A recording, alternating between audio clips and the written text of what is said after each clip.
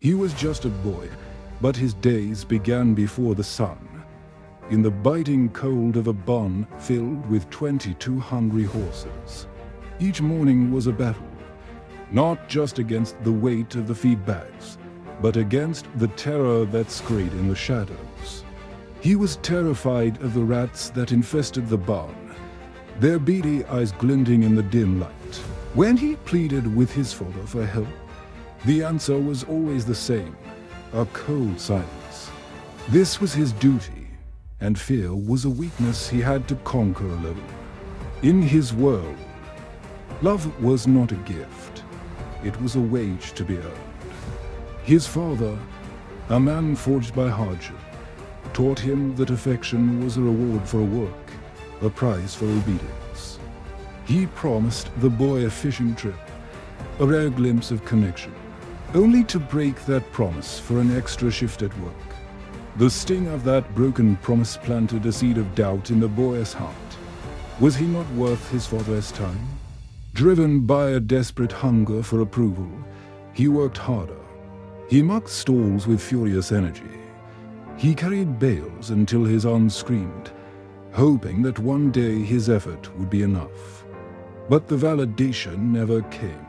The silence from his father grew louder than any praise he ever imagined. Feeling like a ghost in his own home, he moved out as a teenager, trading one form of hard labor for another, surviving on grit and the calluses on his hands. Years later, as a man, his world shattered.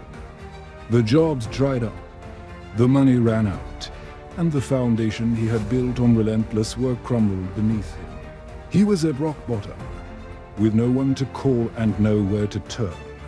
It was in this abyss of despair that he met a mentor, a man who saw not a failure, but a flicker of untapped potential. The mentor looked him in the eyes and said something that would change everything. You have immense value, but you have to be the one to claim it. You can rewrite who you are. He learned the most profound lesson of his life. Identity is not fixed, it is software. The story you tell yourself can be reprogrammed. He began to change his internal code, word by word. He stopped seeing himself as the boy who wasn't good enough and started programming a new identity, one of resilience, purpose, and self-worth. From the ashes of his old life, he rebuilt everything, forging a future not for someone else's approval, but for his own.